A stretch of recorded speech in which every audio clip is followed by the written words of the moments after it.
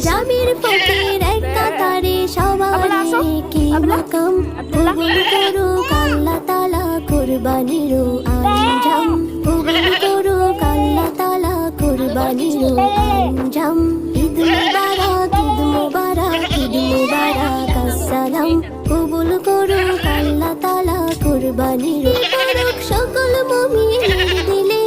ঈদের খুশি ভাগ করে